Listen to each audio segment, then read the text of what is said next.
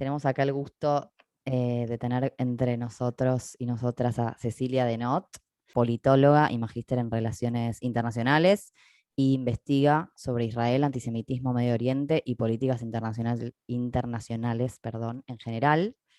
Bueno, bienvenida y mil gracias por estar acá, un gusto total y absoluto. No, por favor. Muchas gracias a ustedes por haberme invitado, gracias a todos los que están acá. Voy a compartir pantalla un segundo, que tengo una presentación para ir viendo lo que voy diciendo. Ya me avisan cuando se puede ver.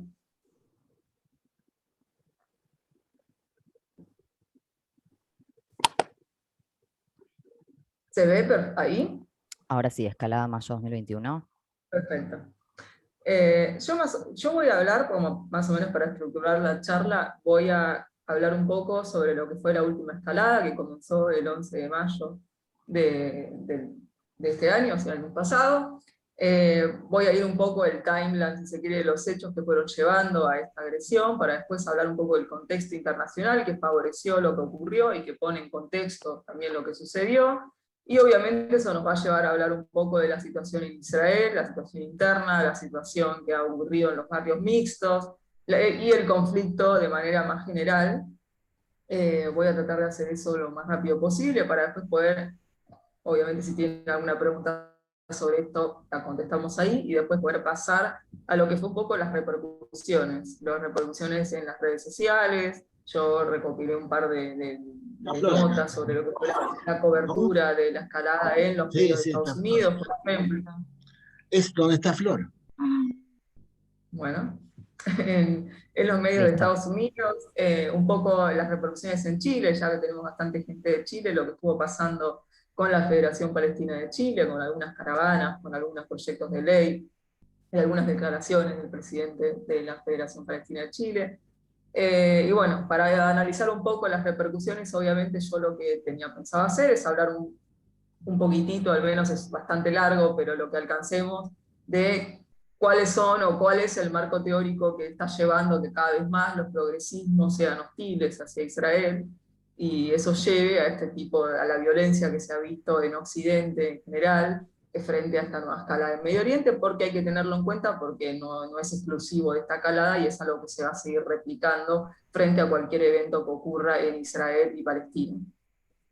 Entonces, sin decir más, voy a empezar a hablar un poco de lo que llevó a la última escalada. Para entender un poco cómo se llegó a los 4.000 y pico de cohetes y todo lo que estuvimos viendo, tenemos que ir a mediados de abril. Mediados de abril, que recordemos es el mes sagrado del Ramadán, es el mes más sagrado para la religión islámica.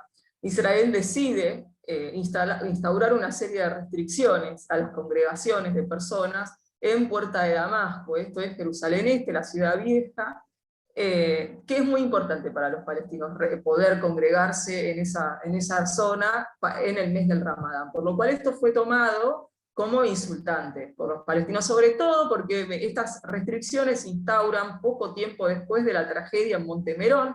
Si recordamos, en el día del Akba Omer hubo se juntaron, ¿no? Como todos los años, muchos judíos ortodoxos en el Monte Merón, y se produjo, como no había habido ninguna restricción a la cantidad de gente, se produjo la tragedia que terminó en 45 personas muertas. Entonces, después de que pasó eso, instaurar restricciones durante el Ramadán en Puerta de Damasco fue tomado como un insulto por los palestinos, y empezaron una serie de enfrentamientos entre la policía israelí con grupos de palestinos en Jerusalén Este. En paralelo, venía habiendo un desafío en redes sociales, en YouTube y después en TikTok, que consistía en que jóvenes árabes, porque no eran solamente palestinos, sino que también había de Yemen, por ejemplo, que se filmaban agrediendo judíos en las calles y lo subían a las redes, y se llenaban de likes, comentarios, y llevaban a que muchos lo replicaran. Hubo algunos que lo hicieron en Estados Unidos, otros en las calles de Bélgica, y esto llegó a las calles de Jerusalén Este, donde jóvenes palestinos comenzaron a filmarse en TikTok, agrediendo, cacheteando judíos en el transporte público, en las calles. Y esto tomó tal magnitud que empezó a despertar, si se quiere, o provocó que la ultraderecha israelí se lanzara a las calles de Jerusalén a buscar hacer lo mismo, a modo de venganza. Entonces comenzaron a marchar el grupo de ultra, Leaba, por ejemplo, por las calles de Jerusalén buscando árabes para atacar, al grito de muerte a los árabes, lo cual continuó elevando las tensiones. Frente a este contexto, Israel decide quitar las restricciones que había puesto a las congregaciones en Puerta de Damasco, pero esto no va a solucionar el problema porque era inminente un fallo judicial sobre una disputa que viene allá desde los años 70, legal, sobre la propiedad de unas casas que hay en Jerusalén Este, en el barrio de Sheikh Jarrah.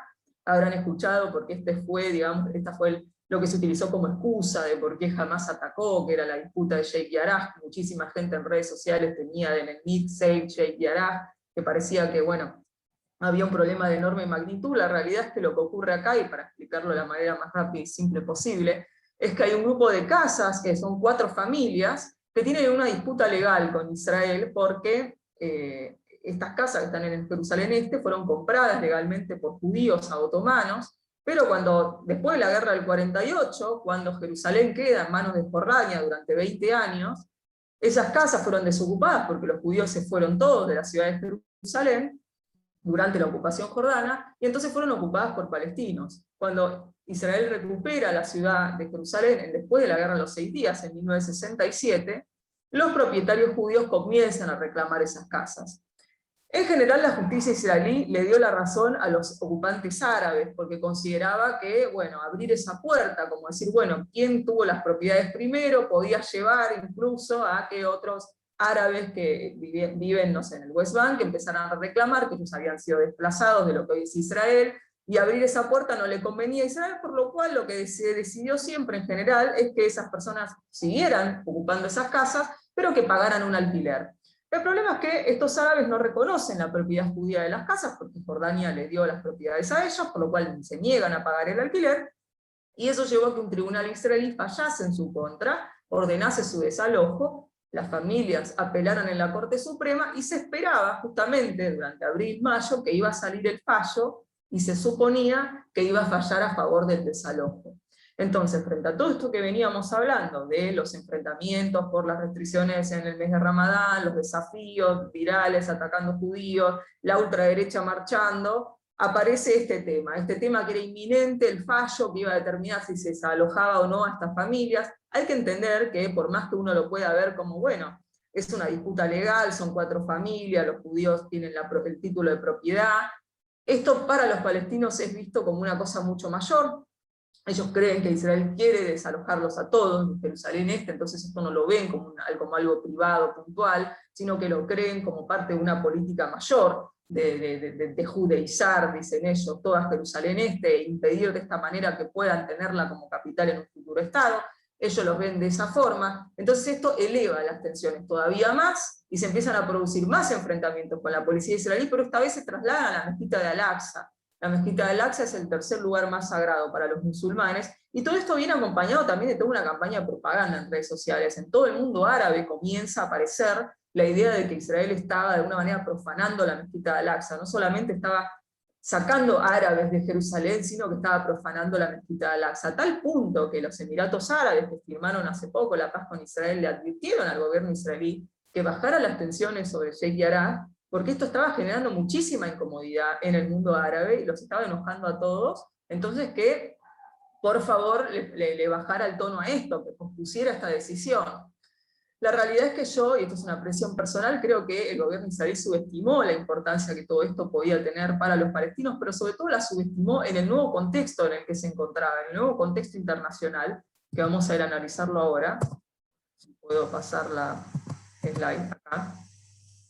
Porque no solamente hay un contexto internacional diferente, sino que también había un contexto muy particular en cuanto a los palestinos. Hay una disputa interna, histórica, entre las dos facciones que se dividen en las que se divide el liderazgo palestino. Rápidamente, Hamás es una organización terrorista que gobierna la Franja de Gaza, toma el poder en 2006, Israel se retira de la Franja. Israel conquista la Franja de Gaza en la Guerra de los 6 Días, en 67, en 2005 se retira unilateralmente, y los palestinos en el año 2006 van a las urnas y gana Hamás. Hamás después de ganar las elecciones, desconoce los acuerdos de Oslo, llama a la destrucción de Israel y al mismo tiempo persigue y asesina a toda la oposición en las elecciones, de Fatah. Fatah es la rama palestina que gobierna Cisjordania, West Bank, o Judea y Samaria, como gusten llamarlo. Ahí es donde gobierna la autoridad palestina, que recordemos es la autoridad reconocida internacionalmente como la autoridad legítima de los palestinos, porque es la autoridad palestina fue creada a partir de los acuerdos de Oslo. Entonces el mundo, como tiene que negociar con los palestinos, negocia con la autoridad palestina, no con Hamás. La cuestión es que esas dos facciones están peleadas, se odian entre sí, y este año tenía que haber elecciones palestinas en las que Hamás esperaba un buen resultado, o por lo menos lograr un gobierno de unidad con su opositor Fatah. Esto es una demanda histórica que tienen los palestinos, ¿no? Que su liderazgo consiga la unidad para poder tener más peso a la hora de realizar un reclamo. La realidad es que Mahmoud Abbas, que es el presidente de la autoridad palestina, el líder de la autoridad palestina, las pospuso indefinidamente.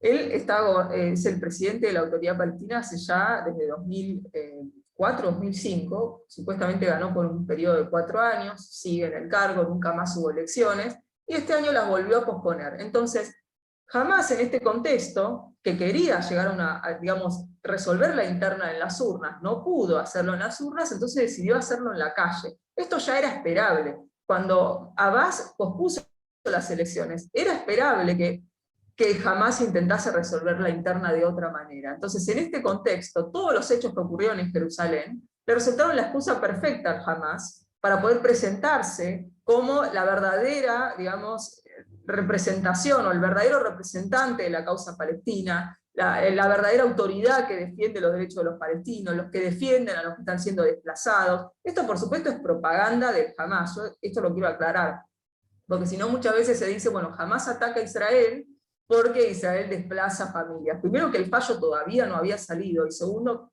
que no hay excusa, o sea, por una disputa en Jerusalén de lanzar 4.500 cohetes a población civil. Pero tercero, esto no es así, no es que Hamás ataca porque quiere defender Jerusalén. Recordemos que cuando el expresidente Donald Trump reconoce Jerusalén completa como capital de Israel y mueve la embajada, Hamás no tiró un solo cohete. O sea, esto no tiene que ver con nada de esto que haya pasado en Jerusalén, que es necesario decirlo, porque son los hechos que van a ser aprovechados por el Hamás para lanzar esta ofensiva, pero no tiene que ver con eso, sino que tiene que ver con esta interna de poder entre las dos facciones palestinas, que como no se pudo resolver en las urnas, se terminó resolviendo en la calle, y obviamente el que terminó pagando es Israel. Hamás lanzó 4.500 cohetes, esto llegando incluso a Jerusalén, a Tel Aviv, una docena de muertos. Esta ofensiva es incluso mayor que la que se produjo durante la última guerra en 2014, que es una ofensiva en la que Israel incluso ingresó por tierra a la Franja de Gaza, cosa que no pasó en esta oportunidad, por lo cual una operación que duró meses en 2014, hubo menos cohetes, una ofensiva menor que la que hubo esta vez en 11 días.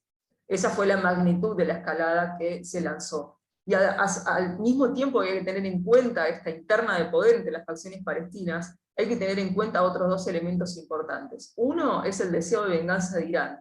Irán, que es un país que busca la hegemonía en el Medio Oriente, y como todos los países que busquen la hegemonía en el Medio Oriente van a utilizar el antisionismo o la oposición a Israel como elemento de soft power, como lo hizo, por ejemplo, el Egipto de Nasser en los años 50, es lo que hace ahora el régimen de los ayatolás, presentarse como el enemigo de Israel en el mundo, como el defensor del Islam.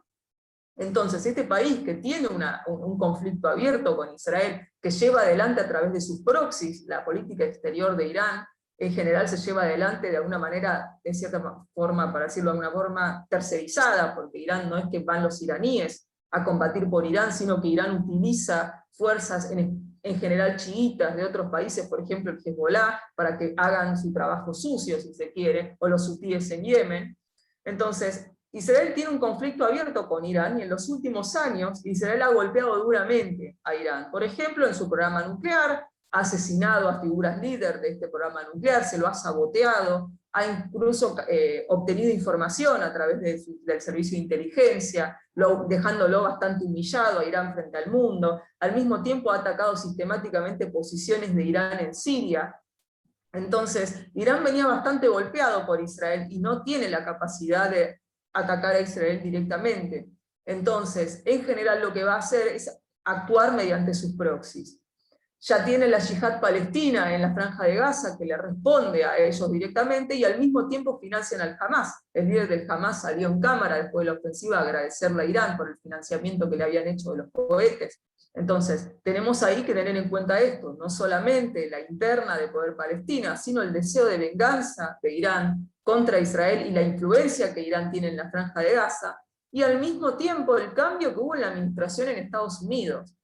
Recordemos que hasta diciembre, enero, teníamos la administración de Donald Trump, que era una administración muy pro-israelí, donde las voces más anti-israelíes, anti-sionistas no tenían oído en Washington.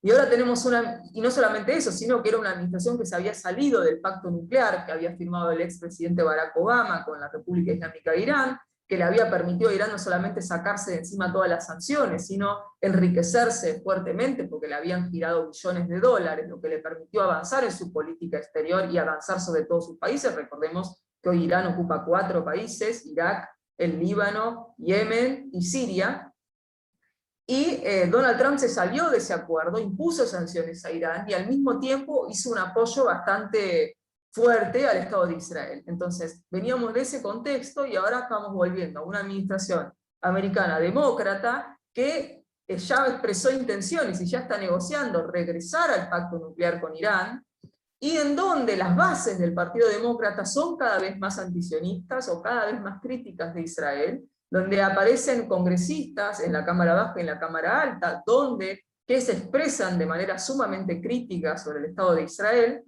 Y entonces lo que podemos decir es, tenemos un contexto de interna palestina, un contexto de deseo de venganza de Irán que tiene influencia en Gaza, y al mismo tiempo un cambio de administración en Estados Unidos, donde no solamente son más proclives a hacer nuevamente a juntarse con Irán, sino que también son mucho más permeables a las voces palestinas. Entonces, el Hamas no solamente aprovechó los hechos en Jerusalén para resolver su interna, e Irán los aprovechó para atacar a Israel y vengarse de los ataques, sino que también aprovecharon, tanto Hamas como Irán, que hoy estamos en un contexto donde Israel no iba a recibir el mismo apoyo que recibía de la administración anterior, y donde ellos mismos, el Hamas, iba a tener mucha más apoyo en sus acciones. Y esto se vio claramente en las reacciones o en las repercusiones que hubo de esta escalada, donde cada vez más gente, por lo menos esta fue mi experiencia, aparecía justificando al Hamas, justificando las acciones. Incluso parecía que los israelíes se merecían estar recibiendo, los civiles israelíes se merecían estar recibiendo esta oleada de cohetes, porque desalojaban familias, porque habían no sé qué con Al-Aqsa, o sea, se repetía esta suerte de Israel se lo merece, y había una suerte de romantización del Hamas. Entonces, todo este contexto fue aprovechado por los enemigos de Israel, y a mi criterio Israel subestimó los hechos de Sheikh Jarrah, subestimó los hechos de Jerusalén, cómo podían utilizarlos sus enemigos en este contexto.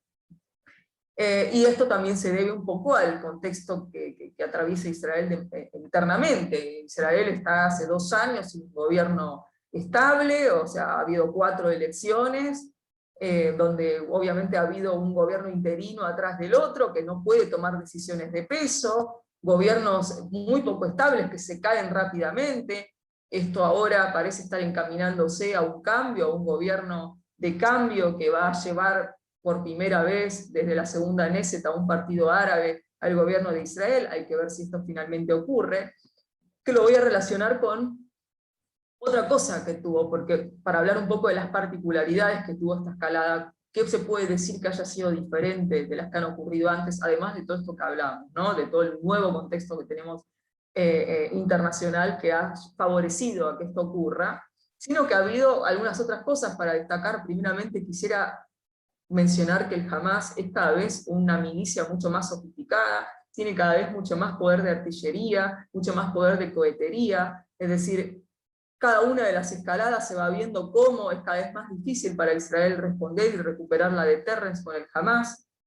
Esta vez, si bien no se ha tenido que meter por tierra, no lo ha hecho no solamente porque Gaza, o sea, como para explicarlo de manera sencilla, el Hamas en Gaza es como que coloca todas sus posiciones militares en poblaciones urbanas. Incluso hay videos, no sé, de periodistas de Al Jazeera que están cubriendo una nota y se les dispara un cohete desde el mismo edificio. porque colocan, digamos, sus búnkeres militares, sus lanzacohetes en la población civil, digamos, en el medio de la población civil, justamente porque buscan que Israel tenga dificultad de responder y de atacar sus posiciones, porque si no se arriesga a lastimar muchos civiles. Pero al mismo tiempo ingresar a la Franja de Gaza, que tiene esa dinámica, es muy complejo, porque no solamente implica bajas de soldados para Israel, sino que implica combates en zonas urbanas y por tanto muchos muertes civiles, y por tanto mucha condena internacional y pérdida de apoyo a la estrategia de defensa. Entonces, Israel en esta escalada no ingresa a la Franja de Gaza,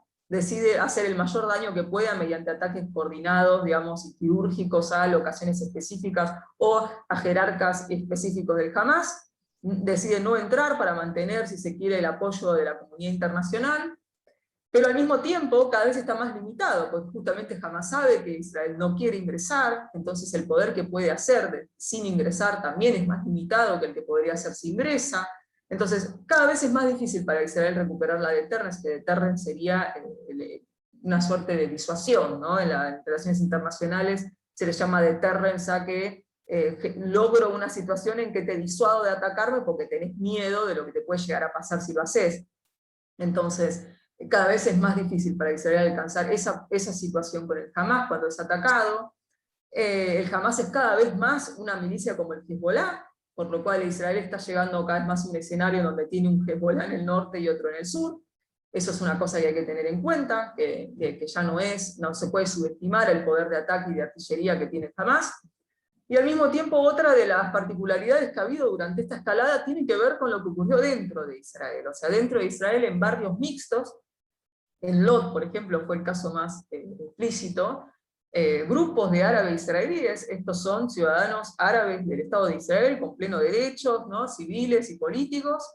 Recordemos que Israel tiene casi 10 millones de habitantes y casi 2 millones son árabes, en su mayoría musulmanes, también hay cristianos, pero estos son ciudadanos de Israel, no son palestinos, digamos. Algunos se identifican como tales, pero no son, digamos, en ciudadanía.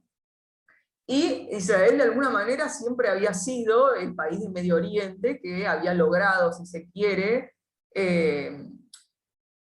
lograr una coexistencia pacífica entre las distintas identidades tribales, o sea, resolver de manera democrática esa disputa. O sea, ¿qué es lo que quiero decir con esto? En Medio Oriente en general las identidades son tribales. Nosotros en Argentina o Chile estamos acostumbrados a otra cosa, tenemos poblaciones que son migrantes, ¿no? Entonces tenemos árabes, tenemos judíos, europeos, de muchas poblaciones de distintos orígenes que han creado una identidad que supera a todas ellas, ¿no? Somos argentinos, somos chilenos, pero en el caso del Medio Oriente las identidades son tribales antes que nacionales, si se quiere. En el Líbano, por ejemplo, ¿por qué es un Estado fallido? ¿Por qué se le complica funcionar? Porque está la identidad chiita, la identidad sunita, la identidad maronita, y eso va antes de ser libanés. Incluso en la situación actual tenemos los chiitas que dominan la política exterior y la política de defensa, e incluso la someten a la lealtad a una potencia extranjera, como es Irán.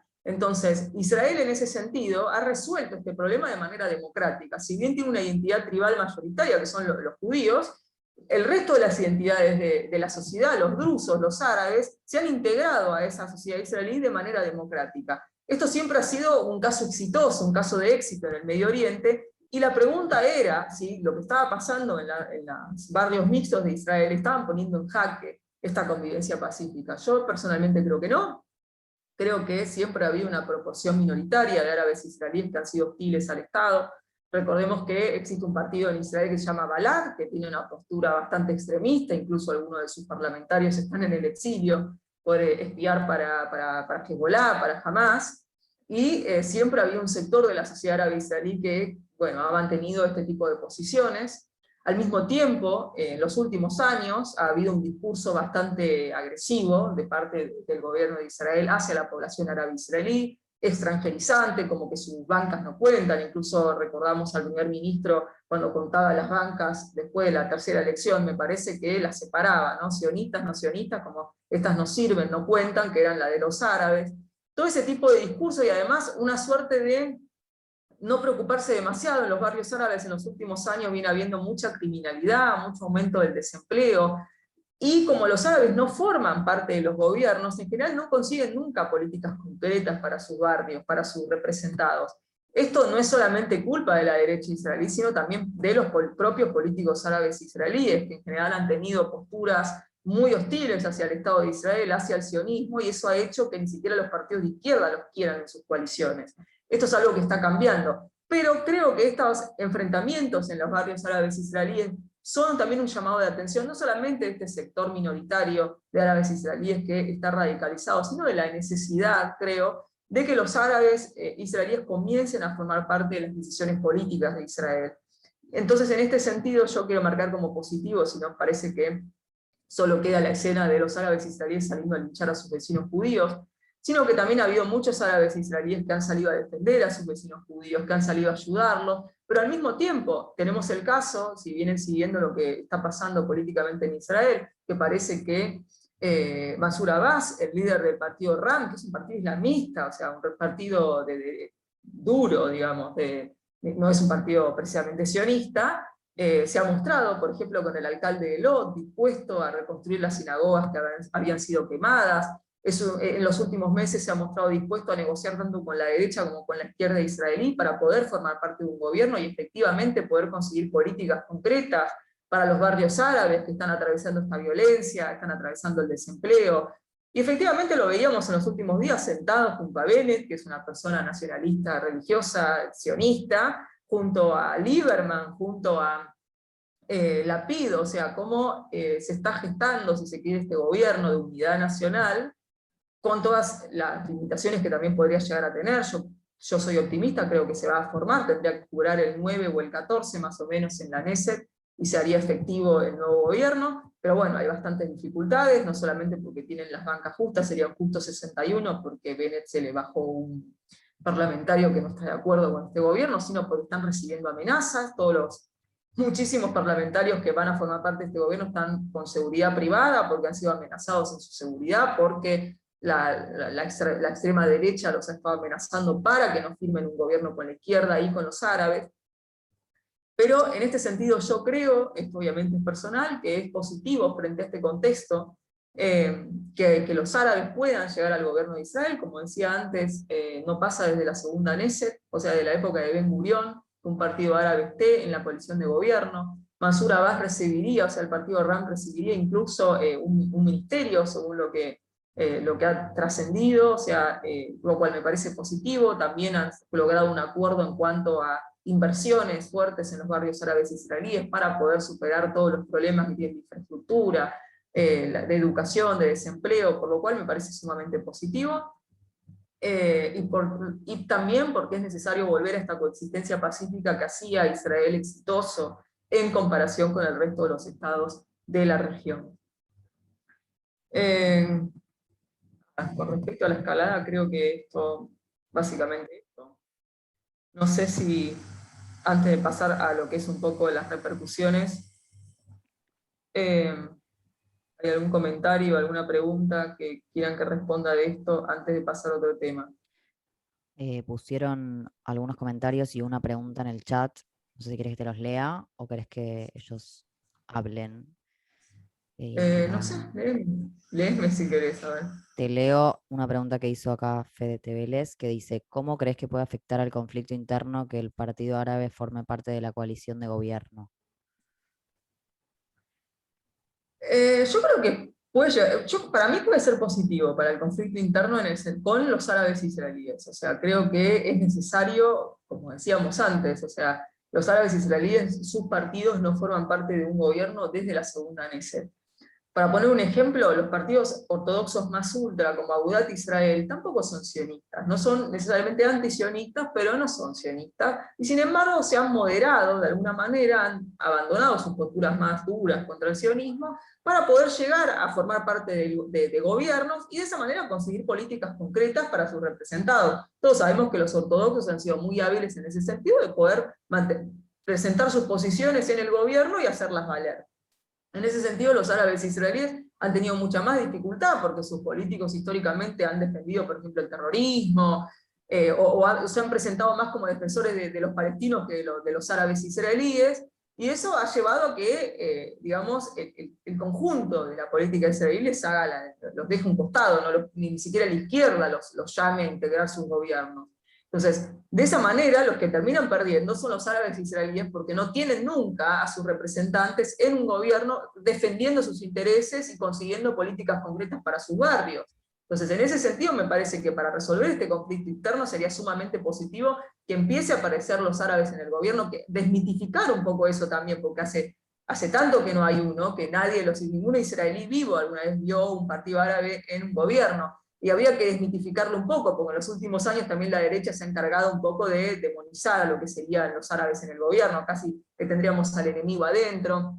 Entonces creo que hay que desmitificar un poco, bajar un poco los humos, pero al mismo tiempo están apareciendo otros conflictos internos, porque durante estos últimos años hay algunos sectores de derecha que obviamente se han radicalizado, y están obviamente amenazando a todos los parlamentarios, sobre todo a los de derecha, que han accedido a formar parte con los árabes, tratándolos de traidores. Ayelet Shaked, por ejemplo, tiene seguridad privada fuera de su casa. Una parlamentaria del Meretz ha tenido que sacar a su familia de su casa porque la han amenazado hasta su bebé casi recién nacida. Entonces, sí hay un clima de violencia y digamos, de incitement, para decirlo en inglés, bastante preocupante. Incluso había unos rabinos que sacaron una carta diciendo que había que hacer lo que sea para evitar que este nuevo gobierno jure. Una parlamentaria del Likud, del partido del actual primer ministro Netanyahu, salió a comparar a Bennett o a Sar, o sea, los líderes de partidos de derecha que formarían parte de este nuevo gobierno, con terroristas suicidas. Entonces, estamos viviendo, o sea, si se quiere, o viendo un clima bastante preocupante, por lo cual en este contexto me parece todavía más necesario este gobierno de unidad nacional, que va a tener elementos de izquierda, de centro, de derecha, y también a los árabes, porque creo que es necesario volver un poco a esto de salir de que los árabes son mis enemigos, la izquierda son mis enemigos, que solo la derecha representa los intereses de Israel, por más que la mayoría de la población israelí ha votado por partidos de derecha. Creo que esta demonización y extranjerización del otro es muy peligrosa, y al mismo tiempo, bueno, el primer ministro enfrenta una situación judicial bastante delicada, por lo cual su cabeza en los últimos años ha estado mucho más en su propia situación personal que en resolver los problemas del Estado. Entonces, y esto más allá de cualquier apreciación que una pueda tener de Netanyahu, no estoy juzgando si ha sido un buen o mal primer ministro, creo que ha hecho cosas muy buenas, pero en los últimos años sus intereses o sus prioridades han sido su propia situación, y por eso quiere mantenerse en el poder, para no tener que enfrentar un juicio, porque enfrentar un juicio desde la posición de primer ministro le es mucho más cómoda. Entonces me parece que es necesario que haya un gobierno que la cabeza esté realmente en resolver los problemas concretos que tiene el país. Entonces, ¿cómo puede resolver la situación interna? Creo que para mí, esto obviamente es una apreciación personal, es positivo que haya un gobierno que incluya a todos los sectores, la izquierda, la derecha, el centro, los religiosos, los laicos. Recordemos que va a ser Bennett el primer ministro, que es religioso, y va a estar Lieberman, que es un secular duro, por ejemplo. Va a estar la izquierda con el Meretz y Mansur Abbas del partido RAM, que es o sea, Mansur Abbas se ha manifestado a favor de la terapia de conversión de homosexuales, para darles una idea. Entonces, hay posturas bastante encontradas en ese gobierno, lo cual también lo puede llevar a ser débil, porque ¿cuánto puede llegar a durar un gobierno con tantas posturas contradictorias entre sí? Pero bueno, yo en ese sentido soy optimista que este gobierno va a lograr formarse, y bueno, esperemos que dure, porque creo que sería positivo un poco de unidad nacional frente a todo este problema. Bien, gracias Cecilia. Acá hay un comentario de Sergio Garfinkel desde Rosario, que dice que él cree que el problema más crucial de Israel en este momento, más allá de los extremistas palestinos, es el grave conflicto interno político social israelí, y agregado, y así de importante, el conflicto anacrónico con los árabes palestinos israelíes y los de Judea y Samaria. Sí, lógicamente que también en la escalada de Hamás viene de alguna manera a recordarle a Israel que, si bien en los últimos años ha firmado tratados de paz con varios países del mundo árabe, como han sido los Emiratos, como fue Bahrein, como fue Marruecos o Sudán, el conflicto con los palestinos sigue estando ahí. O sea, sigue estando Hamás en el sur, sigue estando el West Bank ahí sin resolver ese problema.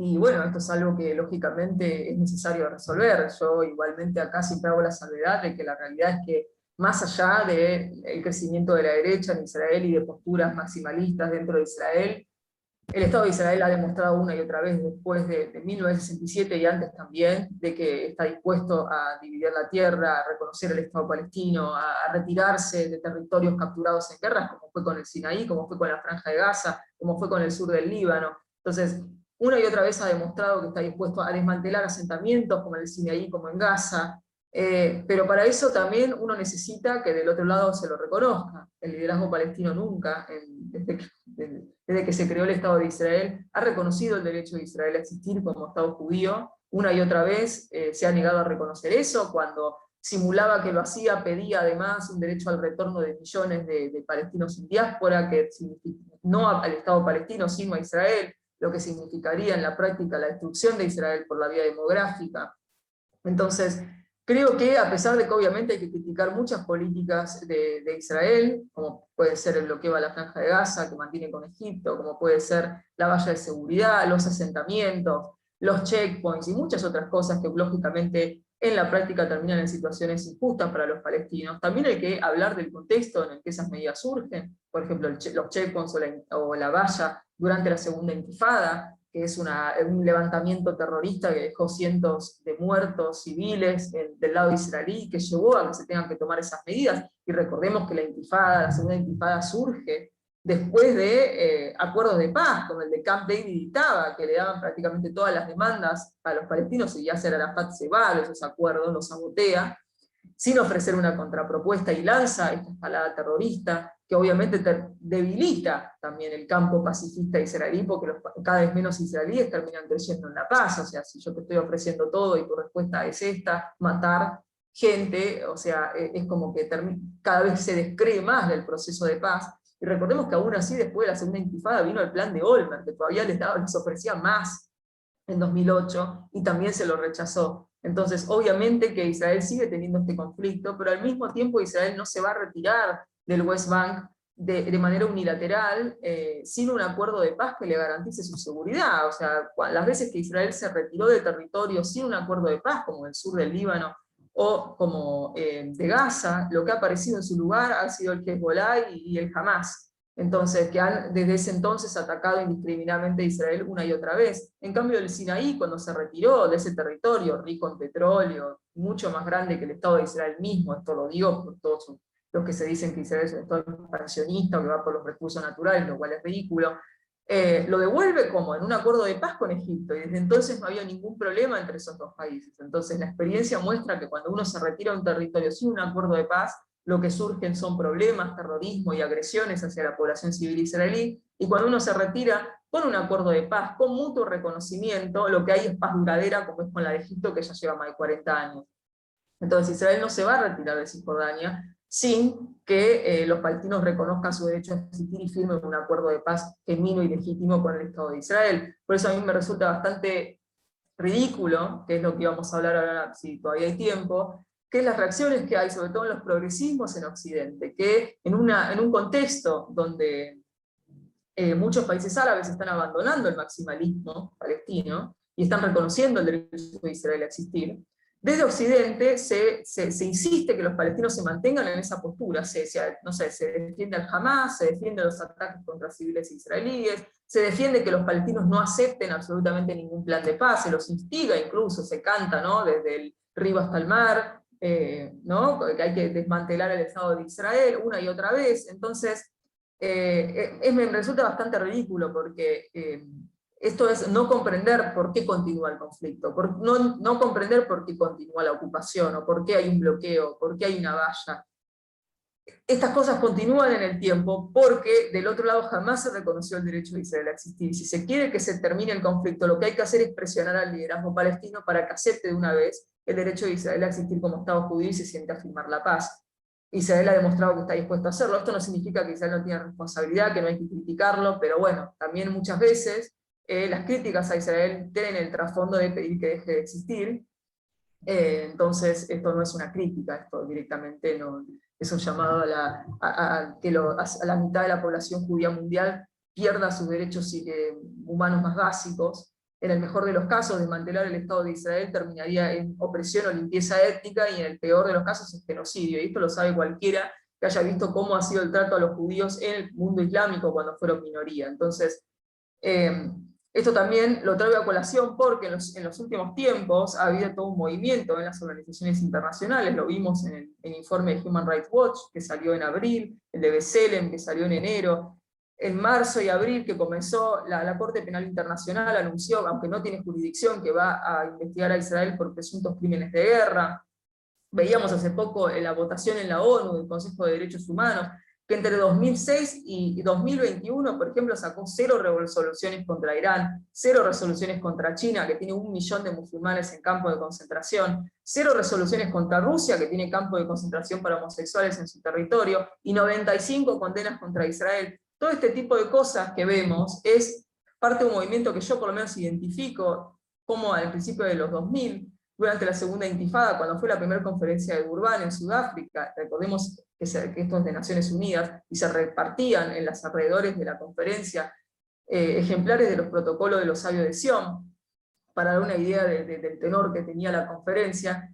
Desde ese entonces hasta hoy, lo que es cada vez más fuerte, la intención es imponer que la solución de 2 estados ha fallado, que ha fracasado, que no sirve, y no que ha fracasado por culpa de los palestinos que no han aceptado, del liderazgo palestino que no ha aceptado a Israel, sino que ha fracasado por culpa de Israel, porque Israel es un estado de apartheid, Israel es un estado que impide que los palestinos sean libres, y entonces lo que hay que hacer es un estado binacional. Esto lo dice claramente el informe de Human Rights Watch, que dice que Israel es un apartheid, no solamente en los territorios, sino en su territorio soberano, porque tiene una ley de retorno, porque tiene una ley de Estado-Nación. Entonces, la intención es imponer que Israel mismo es un Estado inherentemente racista, y la solución al apartheid no es la reforma, o sea, sino que es la abolición. Entonces, lo que hay que hacer para solucionar el conflicto no es hacer 2 estados, porque si hacemos 2 estados, Israel seguiría siendo un apartheid, según ellos. Entonces, lo que hay que hacer es desmantelar el Estado de Israel, porque la sola idea de un Estado judío es un apartheid, y instaurar un Estado binacional en donde los judíos pasarían a ser una minoría, obviamente, dentro que se tendría que asimilar a una mayoría árabe hostil.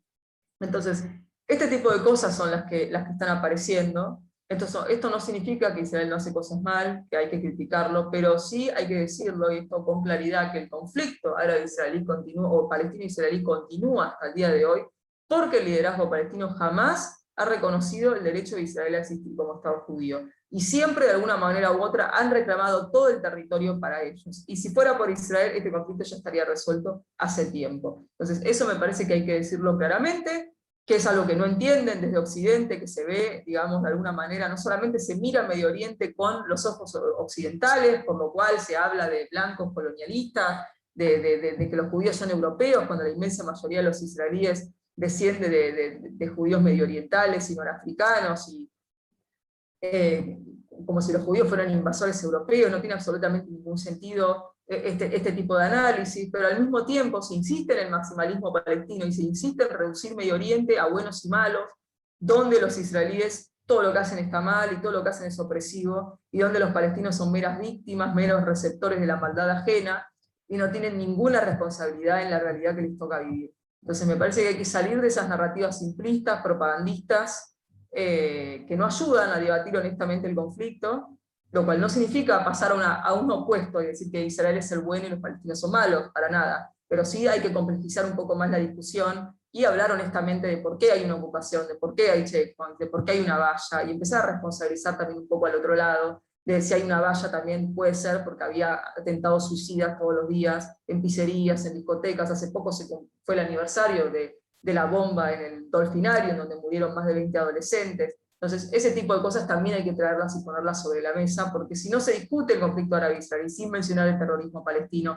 la intransigencia del liderazgo palestino, no estamos discutiendo entonces el conflicto árabe-israelí, estamos discutiendo una fantasía de ciertos progresismos en Occidente y nada más.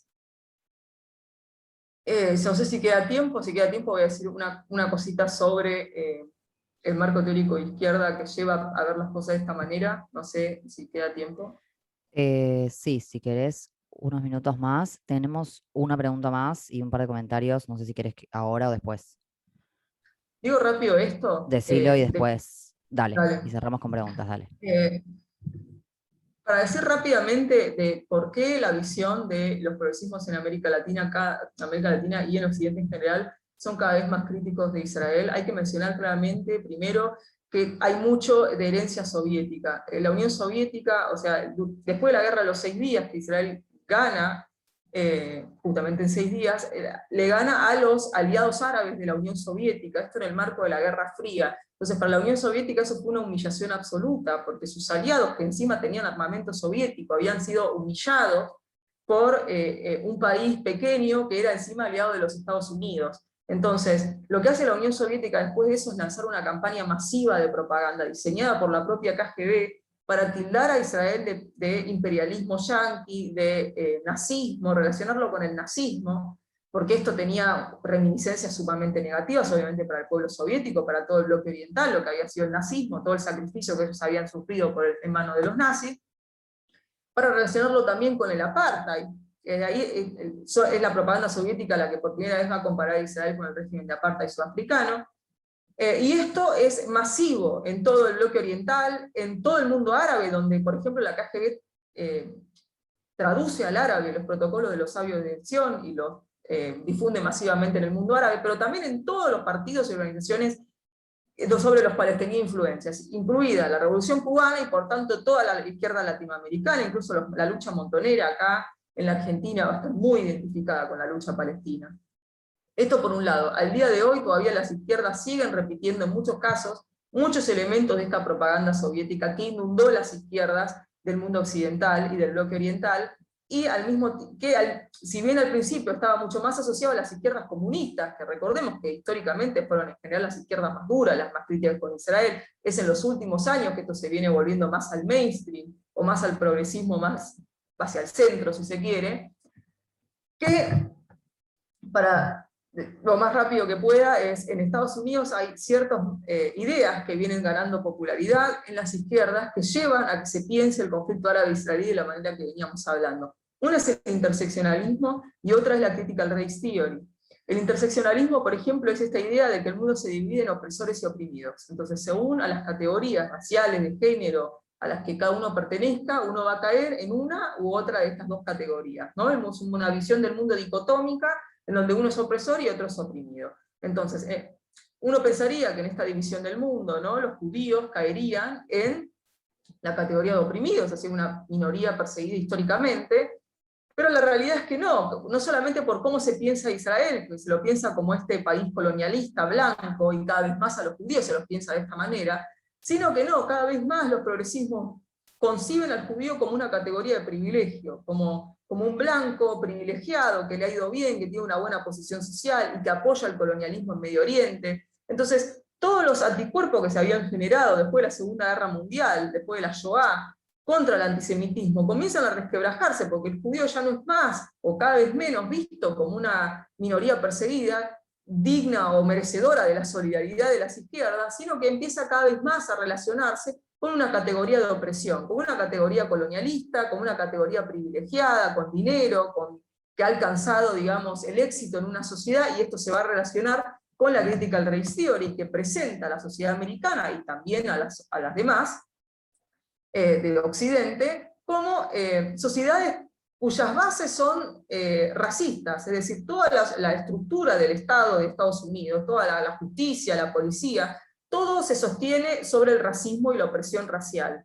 Entonces, la única manera de terminar con el racismo en Estados Unidos es cambiar el sistema de cuajo, disolver todas estas instituciones. Vemos en los últimos días, en los últimos meses en realidad, cómo en Estados Unidos se promueve directamente disolver a las policías, no solamente sacarles fondos o reformarlas, sino eliminarlas por completo, porque la idea es que el sistema mismo es inherentemente racista. Entonces, en esta visión del mundo, aquellos que les fue bien, no les fue bien porque hicieron las cosas bien, sino que les fue bien porque se beneficiaron o participaron activamente de este sistema de opresión.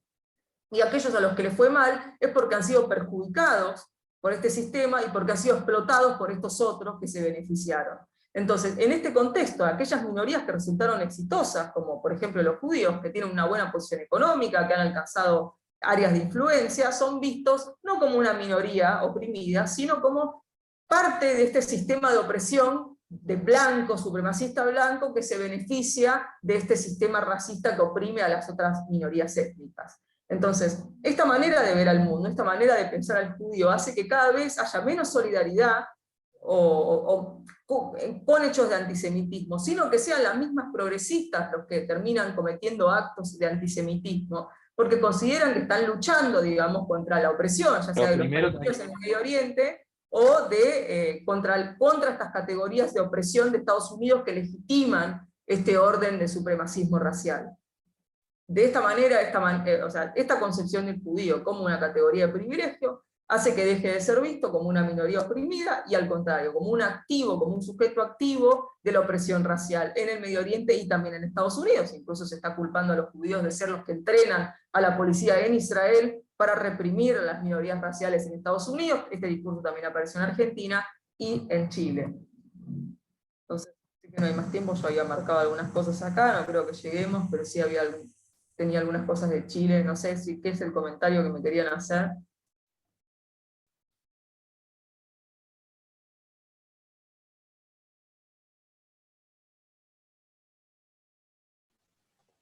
Estás muteada, May. Bien, gracias, perdón. Mariela pregunta sobre tu opinión del abordaje de esta temática en la ONU y cuál es el impacto en las prácticas en Israel de estas resoluciones. No sé si quieres seguir con lo que tenías y contestar después, o como... También, un poco lo que veníamos hablando, o sea, creo que hay toda, digamos, no es solamente lo que se votó en la ONU, que se votó que haya, digamos, una investigación permanente sobre Israel. Quizá no tenga en sí demasiadas repercusiones, porque no es que las resoluciones de la ONU más importantes, porque son vinculantes, son las del Consejo de Seguridad, por lo cual que el Consejo de Derechos Humanos arme esta comisión para investigar a Israel, en la práctica Israel no lo afecta demasiado, sí lo de la Corte Penal Internacional, porque podrían tener, digamos, pedido de captura internacional soldados o funcionarios de Israel, si esta investigación avanza y algunos de ellos son encontrados culpables. Pero sí creo que contribuye a este clima. O sea, por ejemplo, el informe de Human Rights Watch tampoco tiene una repercusión en la práctica, o el de B'Tselem, no son vinculantes, no es que inician investigaciones, pero son cosas que van generando un clima. Es como que se termina instalando desde organizaciones internacionales de derechos humanos, desde las organizaciones internacionales como las Naciones Unidas, la UNESCO, etcétera, y de distintos gobiernos y organizaciones y partidos y agrupaciones de izquierda, se termina instalando esta idea, el desprestigio de Israel, Israel como un Estado racista, Israel como un Estado que sus propias leyes, como las leyes de retorno, son leyes que instauran apartheid, y la idea de que no es posible una solución de dos estados. Entonces, si bien quizá las votaciones en Naciones Unidas no tienen, o como la que pasó, no tiene un impacto directo, si se lo toma dentro del contexto, dentro del todo lo que viene pasando, lógicamente es un problema, porque Israel pierde cada vez más apoyo en el mundo occidental, Israel es cada vez más delegitimado por partidos ya ni siquiera de izquierda dura, o sea, cada vez más llegando más al mainstream de la política, y esto obviamente termina resultando en problemas. O sea, cada vez que haya una escalada en Medio Oriente, Israel va a tener menos apoyo, va a haber más presiones de las bases. Incluso Biden mismo ha presionado a Israel. Israel quería seguir con el conflicto unos días más, porque buscaba a Mohammed Deif, que es un cabecilla del Hamas, quería neutralizarlo y no pudo hacerlo porque fue presionado por Estados Unidos para lograr el cese al fuego, porque Biden mismo estaba siendo presionado por sus bases antisionistas, digamos, para que pusiera fin a esto, porque si continuaba en el tiempo iba a tener problemas Estados Unidos o una posición incómoda de seguir apoyando a Israel. Entonces, si bien en concreto quizá no sea un impacto directo, hay impactos indirectos, porque esta deslegitimación de la existencia de Israel como Estado judío es algo que va resquebrajando los apoyos, que son importantes. Es importante que Israel tenga apoyo de Occidente cuando es atacado, es importante que Israel tenga apoyo cuando está presentando un plan de paz.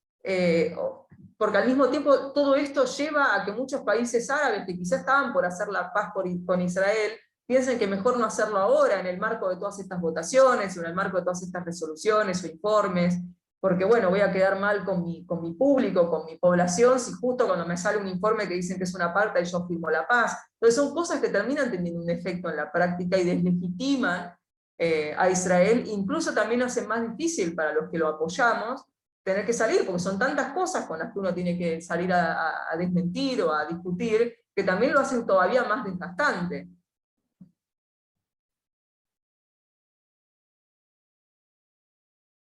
No sé si había otro comentario. Gracias, Ceci. No, a ver, preguntas no. ¿Hay algunos comentarios? ¿Yo puedo decir algo? Dale, a ver. No, Ale lo que, Manovich. un poco soy de Rosario, un poco lo que escribía en el chat, que es importante tu voz, Ceci, me sorprendiste gratamente. No sabía si eras del gobierno de Israel, no sé, pero está bueno poder replicarte, pero para replicarte hay que estudiar mucho. Entonces le decía a Maya que yo tengo la posibilidad de que se pueda acceder a medios acá y viralizar, porque hay mucha gente que está cerrada y va a ser una opinión que no vamos a poder torcer por ahora o influirla. Pero hay mucha gente que quiere saber de verdad cómo viene la mano y está ávida de esta información que no la encuentran.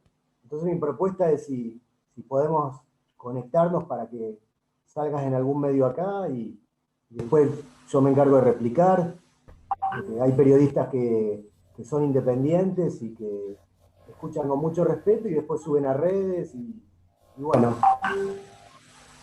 Sí, yo no tengo problema, yo ahora en el chat dejo para todos cuáles son mis redes sociales, por donde me quieren contactar por cualquier cosa. Yo ahora antes de irme Dale. hacerme acordar, Maya, si me escribo. Después yo los pongo en contacto.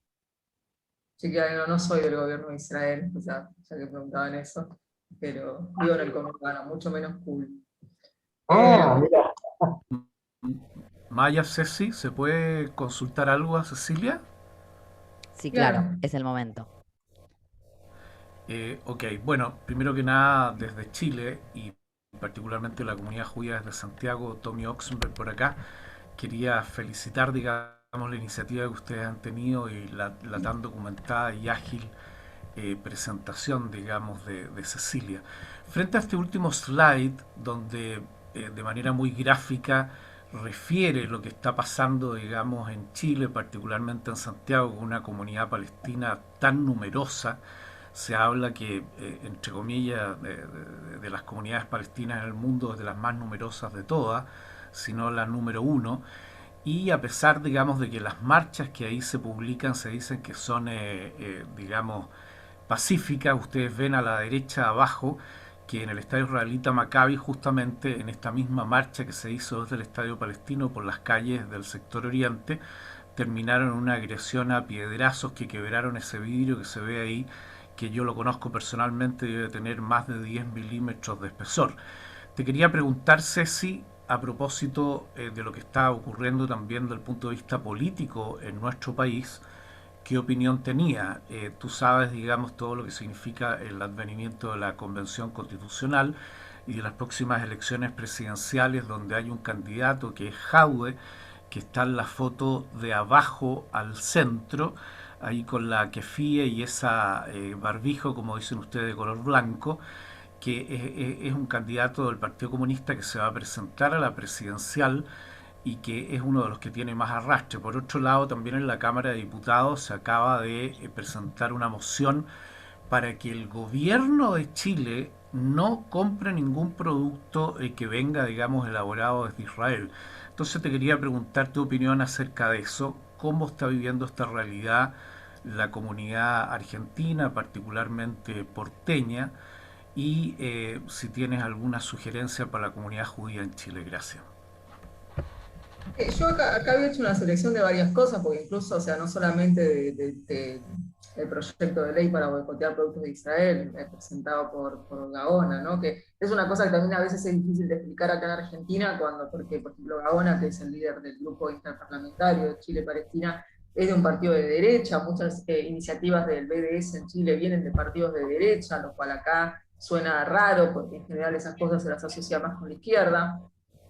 Al mismo tiempo también había visto en los últimos días esta entrevista que le hacen al presidente de la Federación Palestina, que también, si no me equivoco, es dirigente del club de fútbol palestino, donde, entre otras cosas, dice que los judíos controlan los medios de comunicación, que incluso Israel se deja que pasen algunos cohetes a propósito para que se mueran un par de personas y poder dar lástima, casi que dice eso. Después que Hamas es un movimiento de resistencia y que él lo apoya plenamente. Y después que están infiltrados y que manejan los judíos manejan Estados Unidos, el gobierno de Estados Unidos. Estas son cosas que obviamente para nosotros son llamativas porque este tipo de expresiones, no voy a decir que Argentina es un país donde uno dice algo antisemita y es condenado, porque incluso el año pasado nos ha pasado que un periodista hizo un informe donde casi que decía que los judíos, dijo los Rothschild, habían creado el coronavirus y el señor siguió en su cargo con su programa sin problemas.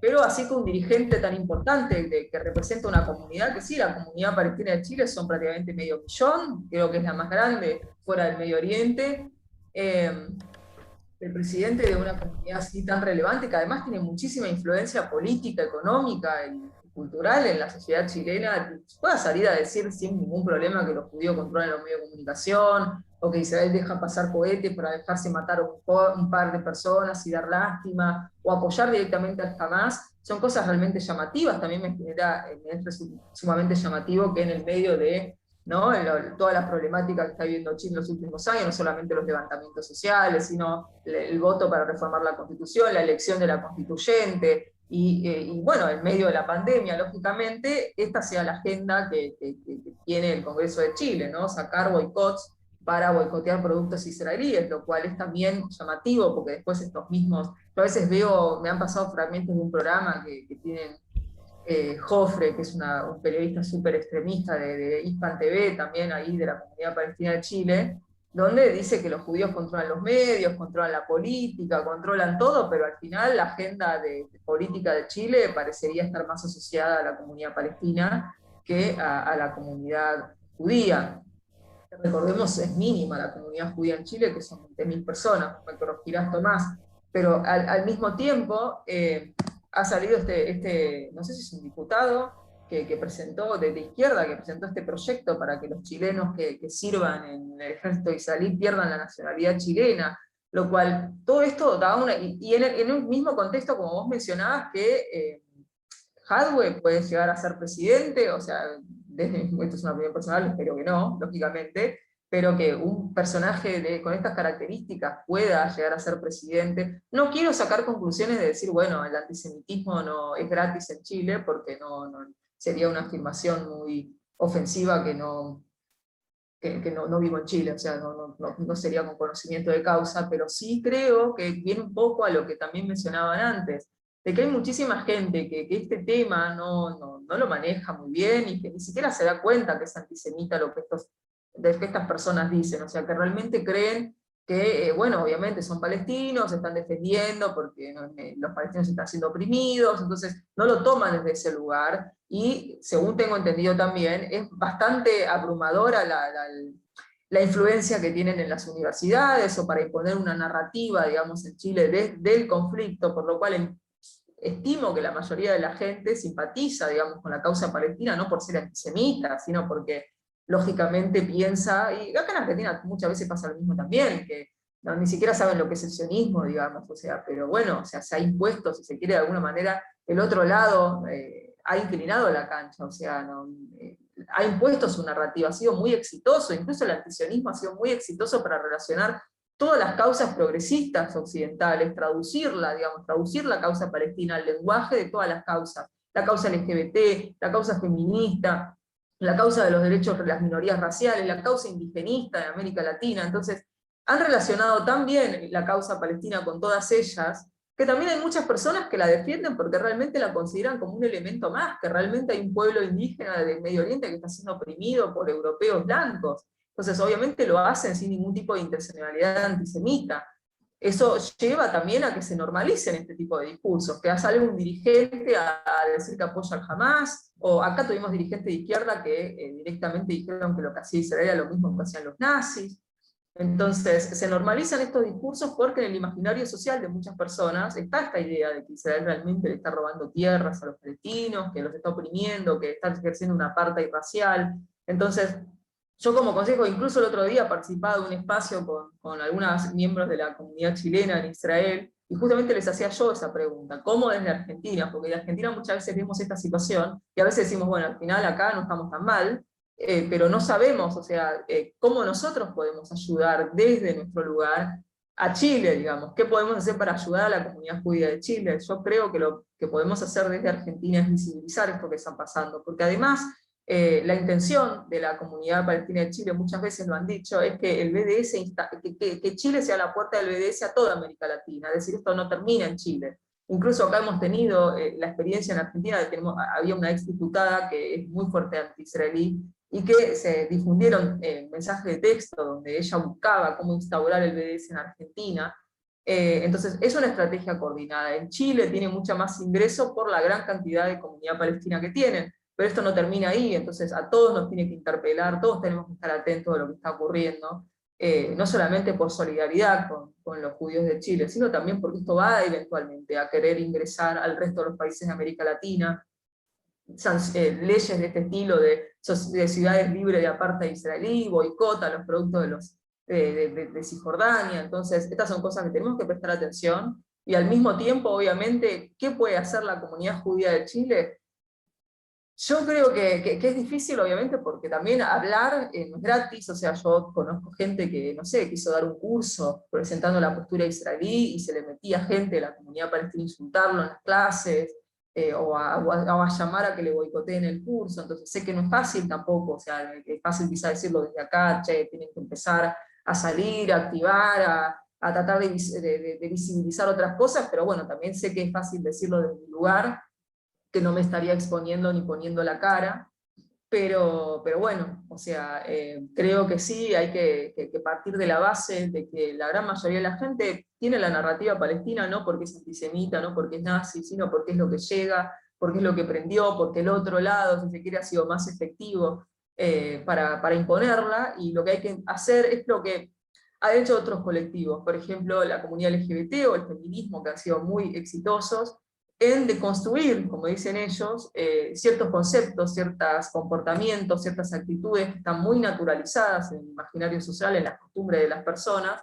y que eran discriminatorias. O sea, cómo el feminismo nos interpeló y nos hizo darnos cuenta de que muchas cosas que pensábamos o decíamos eran machistas y no nos dábamos cuenta. Creo que lo que hay que hacer en este sentido es lo mismo. Poder explicar, poder deconstruir un montón de conceptos en el imaginario social que llevan necesariamente a que después prendan estas narrativas, como es la idea de que los judíos tienen plata, la idea de que los judíos tienen poder, que tienen influencia sobre los gobiernos del mundo, que controlan los medios de comunicación.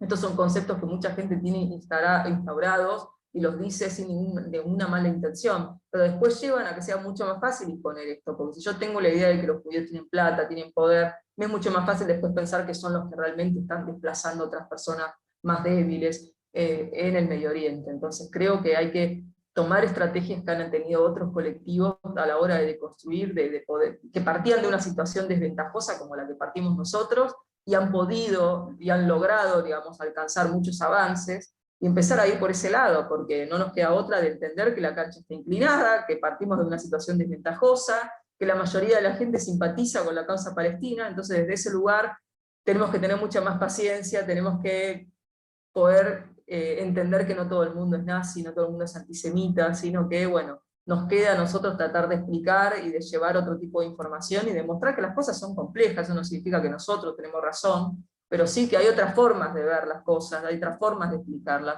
y que no se puede reducir a un conflicto a esto, buenos y malos, y la deshumanización incluso que hay de los israelíes, que me ha llamado mucho la atención durante esta escalada. Parecía que los israelíes se merecían lo que les pasaba, que se merecían ser atacados, que no importaba su sufrimiento, si les caían cohetes, ellos se lo merecen porque están colonizando. Entonces, esta deshumanización de la mitad de los judíos del mundo, que incluso ha llegado a que agredan a la otra mitad en todos los países de Occidente, es peligrosa. O sea, cuando uno nos pregunta después cómo pudo ocurrir algo como la Shoah, bueno, veamos esto. O sea, la deshumanización de millones de personas que se merecen lo que les pasa, porque son colonialistas, porque son blancos, es un problema, y eso es lo que hay que empezar a llamar la atención. Y perdón si no te respondí demasiado qué pueden hacer en Chile, porque no sabría decir exactamente qué pueden hacer, pero obviamente estoy también, cuando te deje mi contacto, en lo que pueda ayudar a visibilizar o a lo que sea, no hay ningún problema. Cecilia, Ok, muchas gracias Cecilia y Maya. Muchas gracias. No, a bueno, vos. bueno. ¿Vos dejás el contacto, Cecilia? ¿O a través de Maya? Ahora voy a Ale, comentar acá. Ale, Dale. escribime vos a mí y los contacto. Además, bueno, pueden seguir a Cecilia en Twitter si querés. Ceci, Ah, déjalo en el buenísimo. chat, que ella habla mucho de todos estos temas. Em, Ahí están en el chat las redes Ah, gracias, de Cecilia. Cecilia. No sé si hay alguna pregunta más, pero si no, bueno, hay algunos comentarios halagando tu oratoria y tu forma de transmitir lo que sabes. La verdad es que es información muy valiosa, muy importante haberte escuchado. Te agradezco mucho, te agradecemos mucho a todos por habernos dado un ratito de tu tiempo. A ver, te están aplaudiendo. Valiosísimo, dicen.